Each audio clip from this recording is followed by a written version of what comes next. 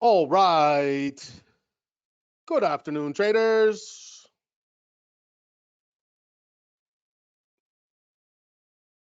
Happy Tuesday. Welcome out to the TradeSpoon Active Investor Workshop Series. My name is Scott Beck. I'm the head trading coach here at TradeSpoon. Today, we're going to just kind of talk about trading signals, right? Entries, what makes a good entry.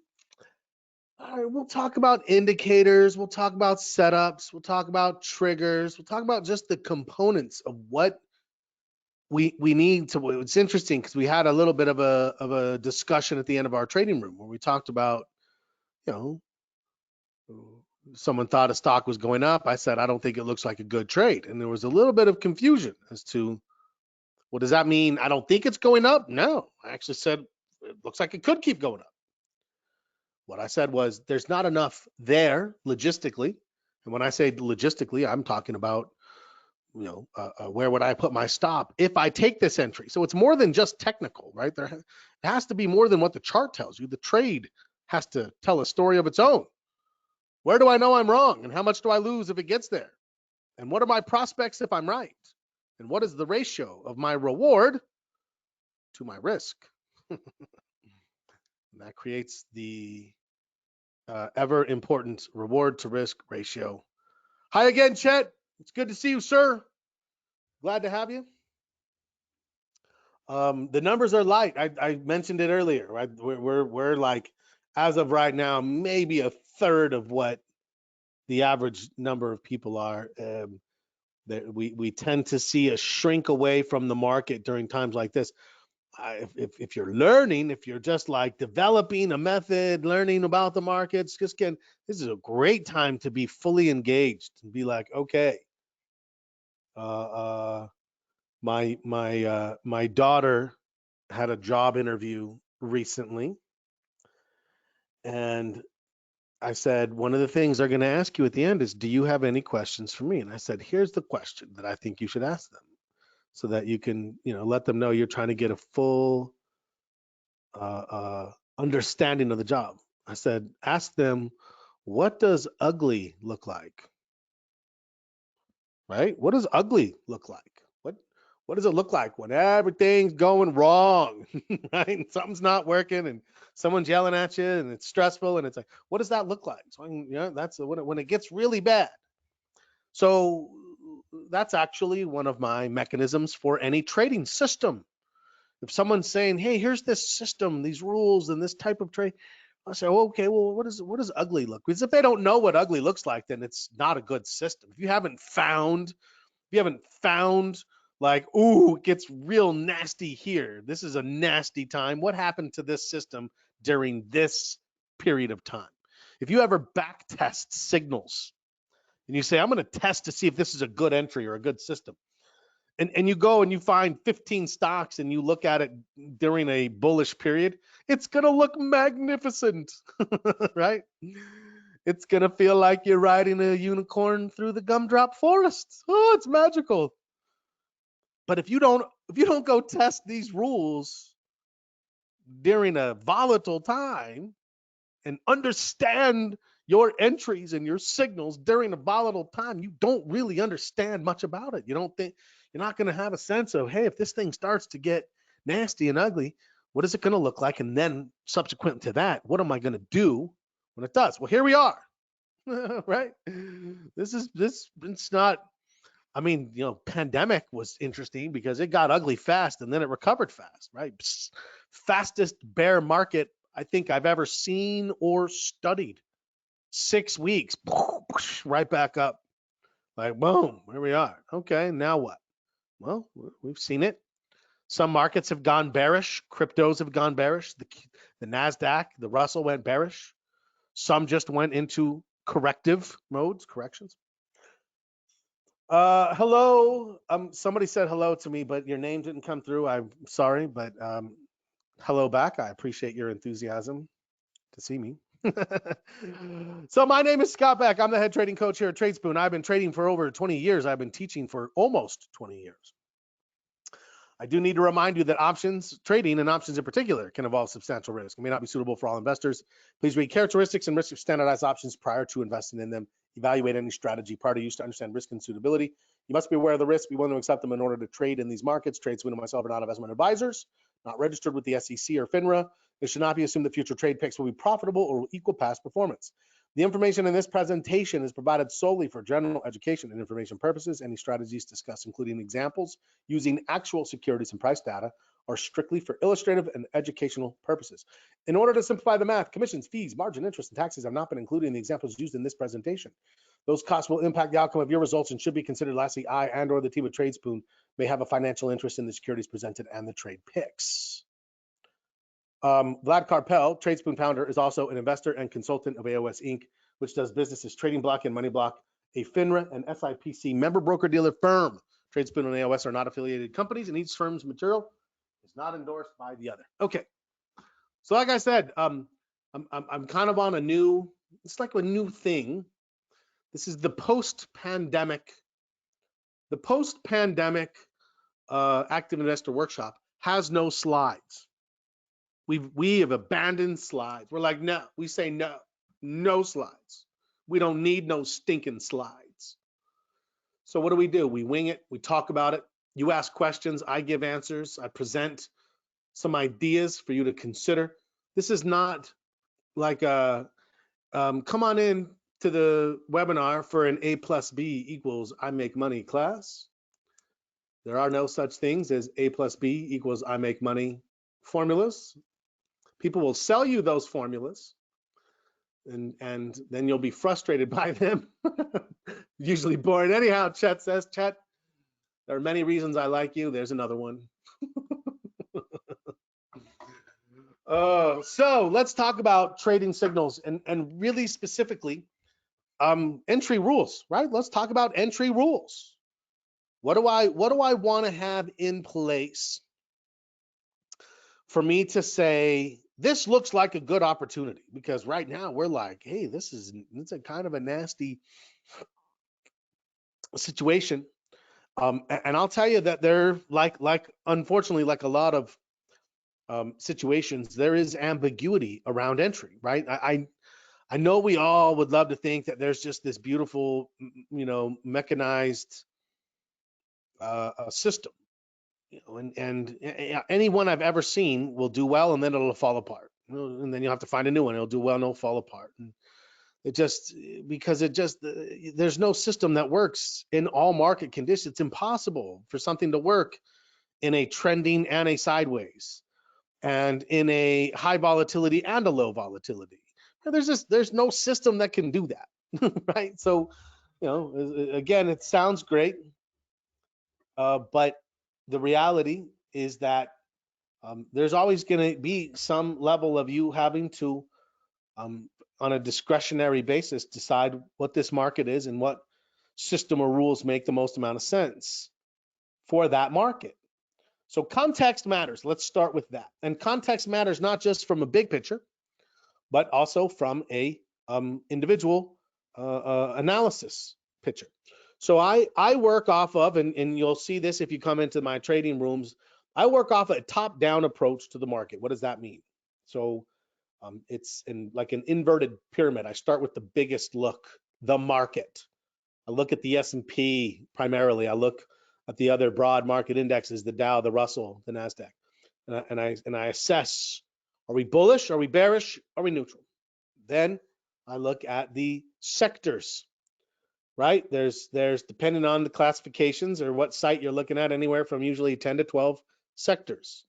Basic materials, financials, healthcare, industrials, consumer cyclical, consumer non-cyclical, technology, utilities, right? Things like that. So like I said, usually 10 to 12. And then each sector breaks down into industry groups.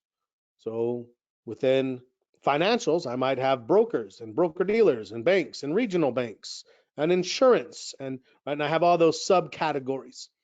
And then in each one of those subcategories, I've got 20, 30 stocks, whatever, and that's how it breaks down. So my thought is, well, let's analyze the market and figure out what we are first, right? Bullish, bearish, neutral. And then once we figure that out, then we go to the sectors and we say what sectors are in line with what we're leaning towards, right? So if I'm more bullish than anything, then I'm going to go find what are the top 2 bullish sectors. If I'm bearish, I'm going to find the top 2 bearish sectors. And then I'm going to go into those sectors and I'm going to run some scans, one group at a time, to find opportunities within those components. And that would be a top-down approach where we're starting with context and then working our way to find opportunities. So that's important, right? Then when it comes to finding opportunities, context still matters. So for me, what's the first starting point of an entry signal? This is question number 1, and I'll tell you how we're going to get to that question. Question number 1, who is in control? This is actually going to be kind of a technical analysis, session in addition to a entries, because they're hand in hand, right? We when it comes to trading, we have to have some foundation for our decisions. What tells you, yes, I like it, yes, I like it. Now, if you trade off of fundamentals, you have the why, but you don't necessarily have the when. You just sort of like, well, let's just kind of buy in, unless you start to apply some technicals where you say, I'll buy in after a pullback. Great. Buy the dip. That's a pretty easy mentality, and certainly one that I am prone to. But buy the dip only works when that dip is in the right direction, right? Who's in control? You can see that, and maybe for the short term, but even recently here, we dipped a little bit and started to move, and then it fell apart. And then we came up and it just sort of, and then it fell apart. And now we've moved up, and now the question is, right, we dipped, we got down to this new low, we moved up, and now, I said this in the trading room today. If I was thinking about an entry, my entry is down. Why? Well, because sellers are in control, not buyers, sellers. This is a low, this is a lower low. What's the context? Sellers are in control. Now the buyers have made a push, and I would say that there's a valid argument to be made that this could work its way into a potential bullish setup, and we'll talk about what that would look like and why. But as of right now, when the first thing we're establishing is who's in control, we say sellers. Well, after I've established if it's buyers or sellers, if it's sellers in control, then I know that this is my decision matrix flow chart, right? If sellers are in control, then the next thing I'm going to look at is support and resistance, and I want to see at or near resistance, right? So if we've established that A, the sellers are in control here, and B, we just hit a resistance level here, and we think it's bouncing down off of resistance, then this would theoretically be a bearish entry. And you could find several stocks that have this type. We did it in time. I'd even have it up here still. Where is it?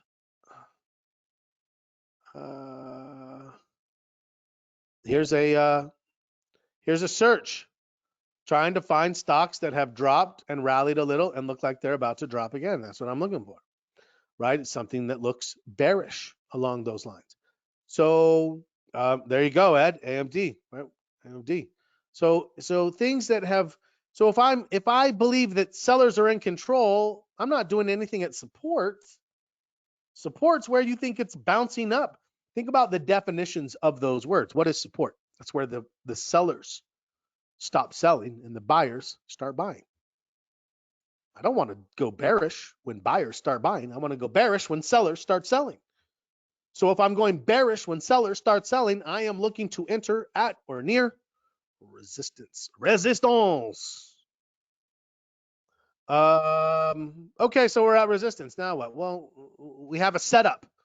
Sellers in control at resistance. Buyers in control at support. So I want you to notice that the first thing is, for a setup, whatever way you think it's going, you're evaluating the other side. If I think it's going up and I want to be a buyer, whether I'm buying the stock, buying a call, selling a spread, selling a put, whatever bullish strategy I'm implementing, if I am in line with buyers with the upside, The buyers don't tell me when to get in. They tell me if I want to get in. That's the context. The sellers tell me when. When the sellers push and they try to come in, and if they only get 2 or 3 days down without a lot of strength, when those sellers fail, that's the transition. That's where sellers stop selling and buyers start buying at or near support. So at or near support. Now, what would I expect if I had an indicator? So if you're looking for some consistency to your entries, you could throw an oscillator. I have a stochastic slow 7-3. By default, you typically have a 14.5 stochastics. That means I sped it up a little bit. You have MACD, CCI, RSI, stochastics. I mean, you've got dozens of oscillators to choose from, and none of them are better than any other because you can change the time frame to speed it up or slow it down. At the end of the day, what am I thinking? I'm thinking that if I have an opportunity that I think that's a low, I want to come down here and think, oh, look, that helped. Or if this is a low and I come down, I think, oh yeah, look, that helped. Every time we have one of these opportunities, I want to think, does my indicator give me some confirmation? If it doesn't, it's not a good indicator. Get rid of it. Right? Here's some advice in developing rules and signals. This comes from the late, great Bruce Lee. And he says, research your own experience. So you got to do some research. You got to look into it. And it's got to be your research, your experience, how you see it. And then he said, adopt what is useful. Is it given a sign at the right time? Adopt it. Reject what is not. If it's not in the right place at the right time, reject it. Get rid of it. It's not helpful. We don't need a bunch of different things on our charts for entries. I see people with 15 indicators on the chart and they're looking for everything to line up. And they're like, oh, everything's lined up. As if that means like a light comes down from the heaven and the angels sing, oh, sorry. It's no better than just if one of them showed up. Price action, that's what I'm looking for. What do I see in price action? Buyers and sellers, which then is a visual representation of supply and demand. And that's what moves prices. Basic economics, supply and demand. Prices going up or down. Candlesticks, I love. Why? Visual representation of supply and demand. Who opened the market? Who closed it? How high did it go? How low did it go? And I can see those candles in context. And we start to put names on those candles. Bullish engulfing, Dragonfly Doji, Morning Star, bullish Harami, yada, yada, yada, right? And then we start to say, look, when we get these patterns of price action, now we have something that we can take action on, right? So what can you use to confirm this analysis that A, buyers are in control, B, we're at or near support, or in this case, A, sellers are in control, B, we're at or near resistance. Now, being at or near resistance does more than just, yeah, we want that to be our entry. As it's bouncing up off support or bouncing down off resistance, we would like to catch it pretty quickly in that action that it's taking. Because the sooner I get in, the closer, I'm just going to put my stop right above support, right above resistance if it's bearish, or I'm going to put my stop right below support if it's bullish. So I can keep my risk. I have a very specific line in the sand that says this is where I'm wrong.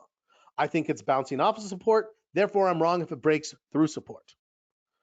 And now if I've defined my risk, which enables me to control my risk. Now I can, analyze for an option or run a position sizing formula that allows me to only buy the appropriate number of shares or contracts that will contain my risk at or below what I'm willing to lose, right? So that's another mechanism in this process of an entry. We don't just have a chart that says, look, it's so great, let's buy. Buy what? For how long? Where's your stop? How many contracts?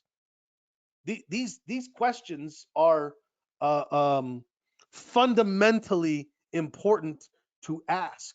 So the thing I was telling a person today, I said, look, it's not that I don't look at this stock and say, yeah, it's definitely going up. Maybe it's going up. It's got some momentum for sure. But But what I have to take into consideration is if I enter now, if I'm so convinced the buyers are in control and that this is where the buyers are likely to keep pushing, it's going to keep going the same way, I have to say, well, if it doesn't, where am I wrong? If you don't know where you're wrong and you're taking a trade, you're starting off in a bad spot. It's an uphill battle. If you don't know where you're wrong, what if it starts to go against you? You're just going to be like what? Like wandering aimlessly in the desert? Oh, maybe it'll come back, maybe not. I don't know. I've seen a lot of people lose a lot of money in the crypto markets doing that exact thing. Starts going down. Oh, it might come back, right? We get a little bit of a head in the sand mentality that bury our head. When we pop up, maybe it'll be better. It's not. It got worse. A little better now, but my entry needs the context. I want a story that talks about buyers and sellers and changes and rewards and risks.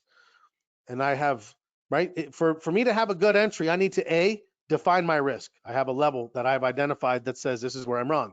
B, um, um, I need to have a stop loss that defines, or a position size that defines how much I personally lose if it goes to that level. C, I need to have a target that says here's how much I'll make so that I can process the reward to risk. Awesome comment, Ed. Ed said, so if we don't know where we're going, how will we know if and when we get there? I tell a story. I tell a story. It's sad because I used to tell it about my son. Now it's probably going to be more my daughter because she's about to hit her senior year in high school. And I remember a time my dad came to me and he said, Scott, we got a book I want you to read. And he pulls it out and he gives it to me. I look at it and I'm like, all right, I think I've read it. I get it, right? This wasn't a big book anyway, but the title of the book said, if you don't know where you're going, you'll probably end up someplace else. I'm like, I'm pretty good after the title. Have a plan, right? Something like that. Have a plan, have a goal, a focus, a direction. I get it, but it's true. So yes, Ed, 100%, right? Let's be specific. Because if we're specific, it's easier to know if we're wrong. If I specifically outline, this is what I'm expecting. In fact, I was talking about this today in the trading room. I said, look, let's have an A, a B, and a C for what we think might happen, right? Maybe in that order. And then subsequently, what would we do? If A happens, I do this. If B happens, I do that. And if C happens, I do that. If you want to be right, this is my advice. I've been giving this advice for almost 2 decades now.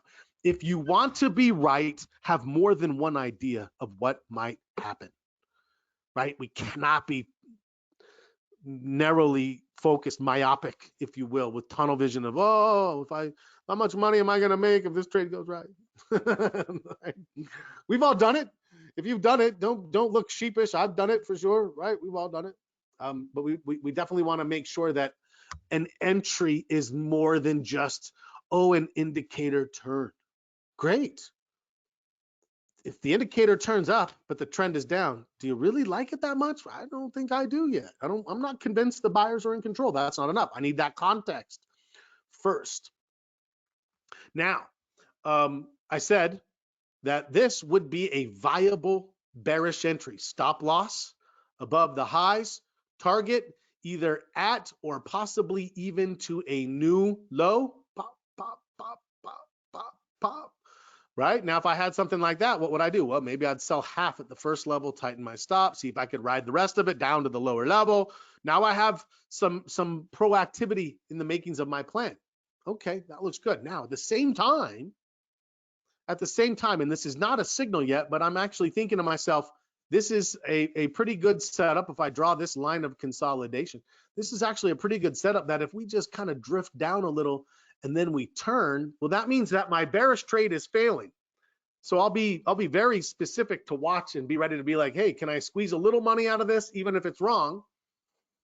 And then I'd be looking to see if I get this higher low. I was telling everybody about my book I'm going to write, and the title, this is patented. I mentioned this already.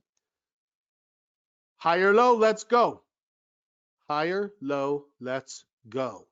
What does that tell me? It tells me that the sellers, which I thought, man, look how strong they are. Now I'm thinking, ooh, they don't have that much, and the buyers are trying to come in.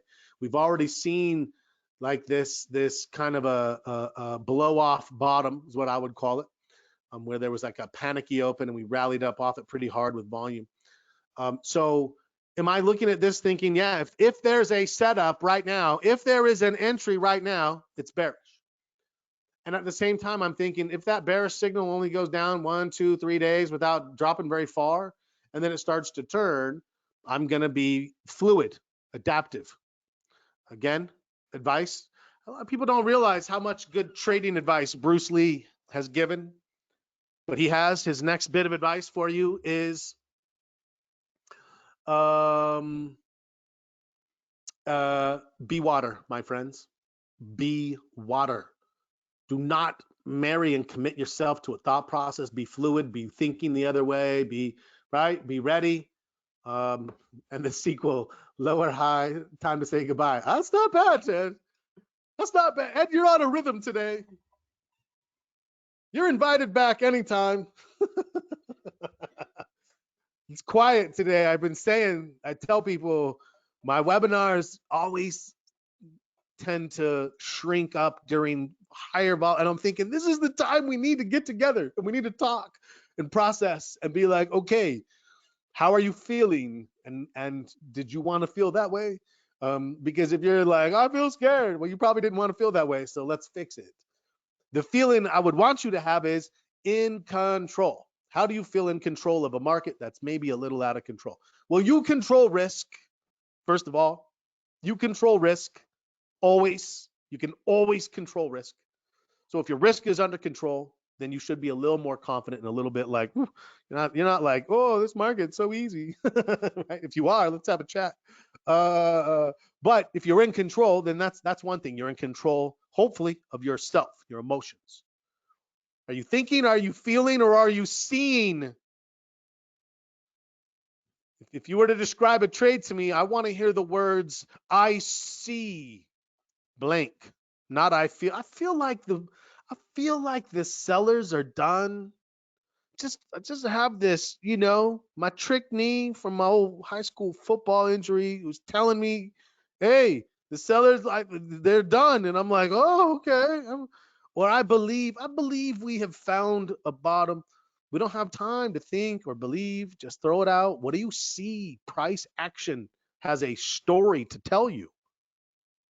Just set yourself up to listen and be like, all right, okay, let's, right, be empirical. What did the buyers do? What did the sellers do? And based on that, who's in control? And if you look at it and you say, I'm not sure who's in control. Okay, that's an answer. If you're not sure who's in control, then I'm sure you shouldn't make the trade. Right? Or you might, if it's an index like this, you might say, hey, you know what? There's a good chance this thing's going to grind sideways. What kind of trade might work in a sideways market with higher volatility? Well, we've put a couple of them on recently, and that is butterfly spreads, right? If you're an options trader, butterfly spreads. So the context matters, the setup matters, the trigger. That's the next thing. So we're even in the setup, I'm starting to think about my stop level. Where am I wrong? My target level. Where am I right? How long do I think this is for? I had someone ask, well, is this an option signal or a stock signal? Well, there's no difference. Is it short term or long term? There's no difference. A bullish signal is a bullish signal. What you do with it, that's up to you. Are you making it a real quick momentum trade, 2 or 3 days, and you're done? Are you making it a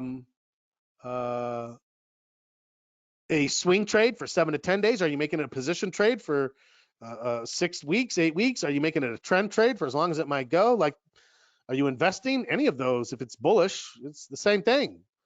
You believe that buyers are in control, the sellers made a run and failed, and now you have an entry. Great. Okay. Now, depending on what type of trade I might make, I will determine the type of stop I'm going to have and how much risk I take. I'm going to determine my time frame, and that time frame will help me to choose what expiration should I deal with. And if it's stock, you don't care. I'm gonna these questions that we're asking. I want you to notice that entry signals is about asking the right question. If your entry questions are, well, how do I know I'm getting in at the right time? Well, how do I know it's going up from here? You don't. You won't. And you need to stop asking the wrong questions. First question you should ask is, if I get in here, where do I know I'm wrong? If this is where I believe I have an entry, where do I know I'm wrong? Now, for us to believe we have an entry, we should already have context that says, A, I think that buyers or the sellers have gained control, and B, I'm at or near support or resistance relative to whoever I believe is in control. So then I start asking questions. If I do think this is an actual trigger, this is an entry, I need to know where am I wrong? Where's my stop? And what will the risk level be per share, option, contract, coin, whatever it is you're trading, pair. I need to have an idea of a target. I might have 2 or 3 targets, right? I might have like, well, if it really goes well, there's here. And if it goes pretty well, there's there, but I got to be careful of this. Okay, well, and I might build that into my exit strategy where I decide to scale out and take some profits and tighten a stop. And right, I mean, let's be honest, getting in is the easy part. We're going through all this, but this is the easy part. We're just saying, hey, there's a pattern here. There's a pattern that indicates there's a good likelihood that the buyers are going to come in or the sellers are going to come in. That's it. It's a pattern. There's a good likelihood. We're ready to trade. Now, hopefully, in addition to that likelihood, we have a favorable reward to risk environment. But what you do after you're in the trade is what will define you as a trader, not the entry. That's the easy part. Getting out is where you gain or lose money. Yeah. So what I hope you're noticing is that as we plan our entry, we are doing a good deal of planning for our exits at the exact same time, of stops and targets and time frames. And if I have a time frame and I say, oh, 7 days, and 6 days later it hasn't gone anywhere, I'll be like, ooh, tighten your stop, get ready to bail. This thing's not doing. If you're not, and it might depend on the type of trade. If you buy an option, if you're not right, you're wrong. Right? Time is bleeding every day, bleeding a little more. So you got to be careful about that. Right? So you might have a time stop that you help develop based on your patterns that you've recognized of how long does this stock take to make its move. Yeah.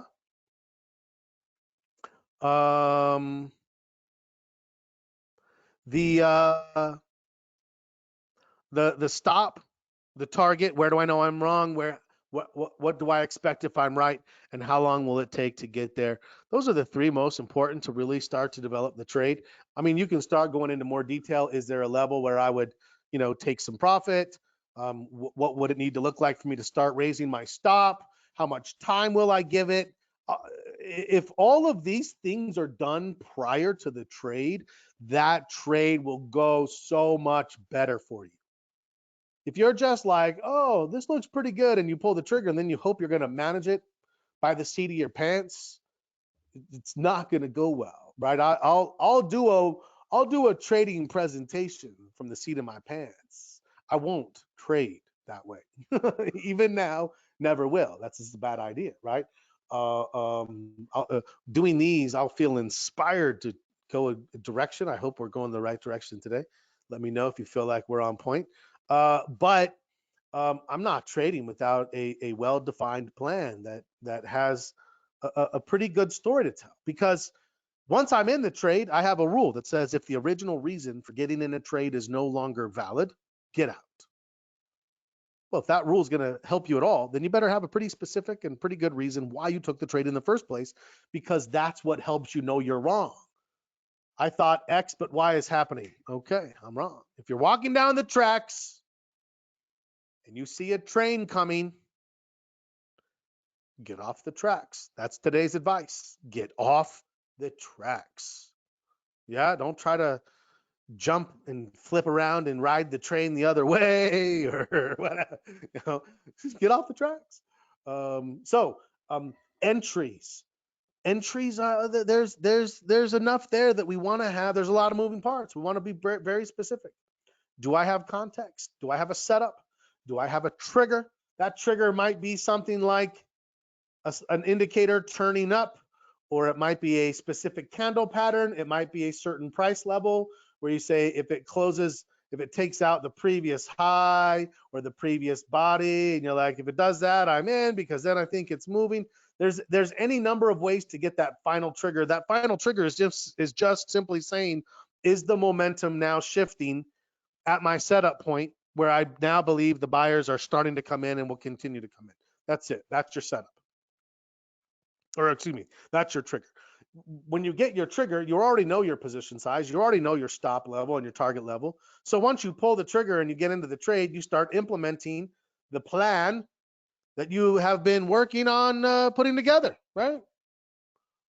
Now you have a plan that you can put into place, and now you just have to manage from day to day, asking yourself, has the story changed? The story hasn't changed. We move forward. We implement the plan. We move our stop. We take profit where we're supposed to take profit.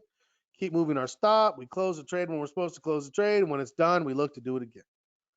And if you have a watch list full of good, either bullish or bearish stocks that you already have a sense that buyers or sellers are in control, then you just have to wait for the right setups.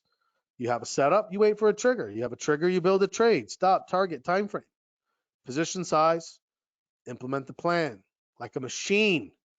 So, right, it's not mechanized in the fact that it's automated and you don't have to do anything. That sounds great, but it just, right, it always happens. I don't know, maybe 12 years ago, there was a real big push for these automated currency trading systems. Oh, they were just a flash in the pan, right? And now you're seeing very similar push for, they call them bots in cryptos. And they can do great. And then when the market drops, guess what? They lose money. And that's what happens. Okay, well, you can watch the market for context and turn the bots off when the market starts dropping. You can, but the automated stuff it's like I said, there's nothing automated that can work all the time. Period. It doesn't exist. It doesn't. So stop chasing that holy grail that doesn't exist. It's not there. We don't need it. We just need good trading fundamentals. We need a specific set of rules that account for all of these things we've been talking about: context, setup, trigger, stop, target, time frame. So starting to think about exit points and having multiple of them, like a chess player, 3-4 moves ahead. If you have all of those things and you say, Scott, is this a good entry? I'll be like, yes, 100%. I don't care what happens. It's good. If it fails, still good.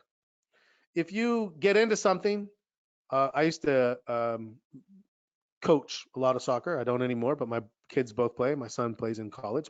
My daughter's looking to follow in his footsteps. But I used to coach both of them. They're younger, and people would laugh because I had a rule. I would set up a cone extending from the corner of each goal, and that was the no shoot zone. Right. Once you got past that certain point where there just was no good angle, you square the ball. Right? You square it for somebody else. You cross it. You don't shoot it. But of course, some kids would shoot it. And sometimes they'd score. Doesn't matter. You shot from the no shoot zone, whether you scored or didn't score, you're getting pulled out. But that's not what we do. Doesn't matter if the result ended up like, oh, but it worked. That's not how we evaluate, right? Just like in trading, that's not how we evaluate. Oh, it worked. I've seen people do some ridiculously bad things that worked. And guess what that does? Oh man, there's a concept in psychology called anchoring. We anchor. They're like, oh, that made me some money. I want that. And it's like they'll try it again and again and again. They're so convinced that they kind of figured it out. And it's like, no, that's not it. That's not what we're building here. We're building something that we can expect consistency, right? And like I said, context matters. I could tell you that the vast majority of your profits are going to be made in certain markets. And this market is not it. Not yet. So be careful. Keep your risk low. Can we still find trades? Of course we can. Should we be actively pursuing a lot of trades? I don't think that makes a lot of sense. You're committing to a market that's uncommitted. So as you look at and evaluate your entries, these things all need to be in place. If they're not all in place, if you just have an indicator that turned up and you're like, my indicator turned. I mean, yeah, okay. It's just not, to me, it's just not enough. You need more. So you need those rules, those very specific scenarios where we say, this is what I want over and over again. I have probability of success because I've waited for buyers or sellers to be in control. I have the ability to build, I have the ability to create a favorable reward to risk ratio because I'm at or near a support level. I have a good expectancy of success because I'm waiting for the momentum to turn in my favor. I'm position sizing in a way that keeps my risk at or near, at or below a certain level. I have justified the risk by saying if I'm right, I get 2 to 1, 3 to 1, maybe 4 to 1, what I was willing to lose. I have a plan that says I'm going to try to make as much as I can, but I'm going to protect myself along the way, move my stop, maybe scale out of the trade. That is what I would consider good fundamentals that starts with a consistent, well-defined entry strategy. If those variables and elements are in place, you have what you need. If not, you know what you need to work on. That's it. That's it. That's the presentation. I have time. Ask questions. I know we're light on numbers, but hopefully I gave you some things to think about in your own entries. Take your last 5 trades. Take your last 5 trades. This is a great coaching exercise. I do this all the time with people. I call it a post-mortem analysis. And you have the ability to analyze all the different components, right? You can look at your setup. Was there a setup on your last 5 trades? Was there a clearly defined setup? Did you assess who was in control, and how did you assess that? Did you see that the trade was at or near support or resistance? Did you wait for momentum? Was there a trigger? Did you feel good about your position sizing and your definition of where are you wrong? Did you have a target? Was your target 2 or 3 times at least bigger than your risk from your stop? I promise, if you go through that one step at a time, you are going to find your deficiencies in your trading.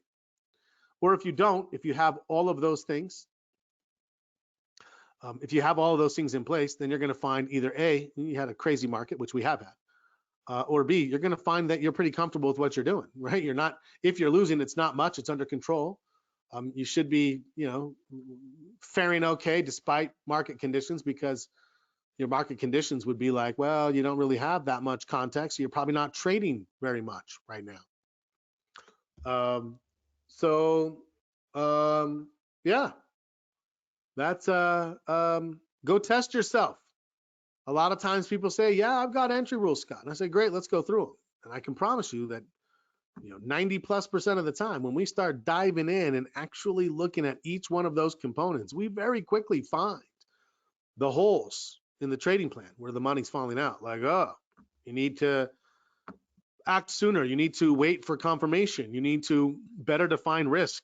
You need to better position size to control your risk. You need to have a better concept of your target. You need to have a better idea of how you're going to navigate the trade as things are going higher and working the way you want, but you're able to protect it while still letting your winners run.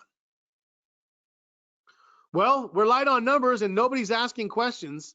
When it gets silent, I don't know if I've given this explanation, but when things get silent, what that means, my interpretation is that A, you're absolutely mesmerized by the presentation. You're like, oh my God, I've never seen such brilliantly and eloquently put content.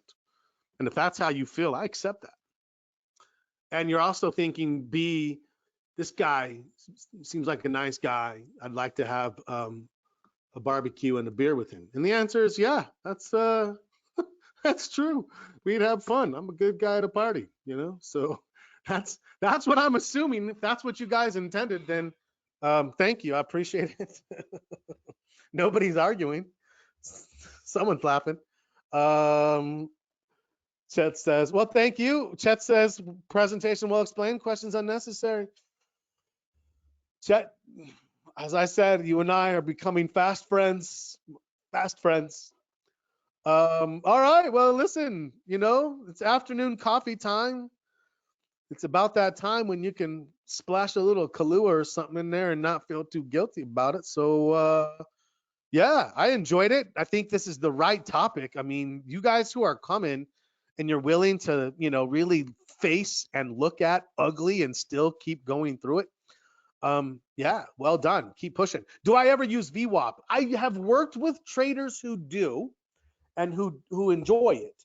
I personally have not used the VWAP indicator in my own trading. I know some people who have used VWAP in conjunction with a Heikin-Ashi, and I do love Heikin-Ashi, right? So, anyone who's like, oh, I use it in conjunction with an indicator that I am pretty comfortable using, then I'm like, all right, I can see the benefits. So when I say I don't use it, I don't mean, oh, that means it's no good. It just means there's dozens of indicators that are probably good that I haven't used. I recognize that. So anyways, just my own personal experience. No, I haven't built any systems using VWAP in it. So no problem. All right. Well, listen, I appreciate you guys taking the time to come spend an hour with me this afternoon and talk about such a great subject matter as trading. I hope you have a great rest of your day and week.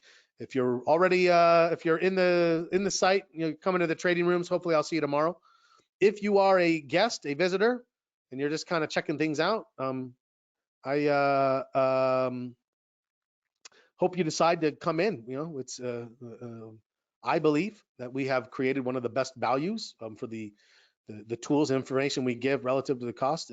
I've been in trading education a long time. Daniel, thank you. I'm glad you said your name. I appreciate it, man. It's good to see you.